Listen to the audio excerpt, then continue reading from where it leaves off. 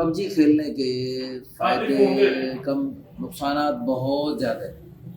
سب سے بڑا نقصان یہ ہے کہ اس کی وجہ سے بندہ اللہ سے غافل، اللہ کے نبی سے غافل، قرآن سے غافل، اور جنت سے غافل، دوستوں سے غافل، ماں باپ سے غافل، حتیٰ کہ اپنے آپ سے بھی غافل ہو جاتا ہے۔ اس کو اتنا نقصان ہو جاتا ہے کہ وہ بیچارہ بالکل ہی یعنی تباہ و برباد ہو جاتا ہے۔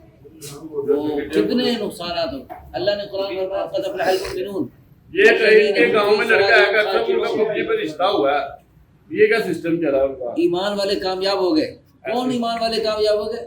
جو خشوع خضوع سے نماز پڑھتے ہیں۔ خشوع خضوع سے نماز پڑھنے والے کون ہیں؟ آگے اللہ نے فرمایا والذین هم عن اللغو معرضون، بیکار باتوں سے بچتے ہیں، نہ بیکار باتیں نہ کرتے ہیں، نہ سنتے ہیں، نہ دیکھتے ہیں، نہ سوچتے ہیں، بیکار کوئی کام نہیں کرتے۔ تو پھر آگے بھی کچھ مزید صفات بیان فرمائی۔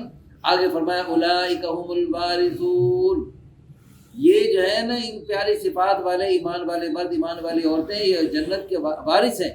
کس کے وارث ہیں؟ الذین یرثون الفردوس، یہ جنت الفردوس کے وارث ہیں۔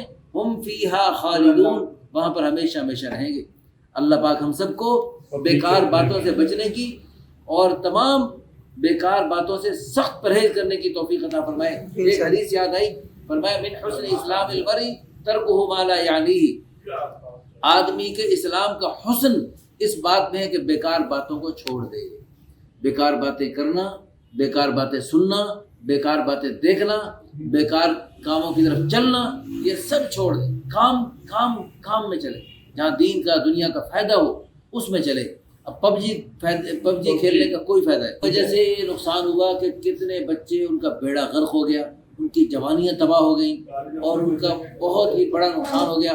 ہماری دل سے دعا ہے، جو بھی اس وقت پب جی کا ایک بہت بڑا کھلاڑی میرے سامنے کھڑا ہے، اللہ اس کو اور ساری دنیا کے پب جی کے کھلاڑیوں کو اللہ پاک ہدایت نصیب فرمائے۔ اللہ اللہ اللہ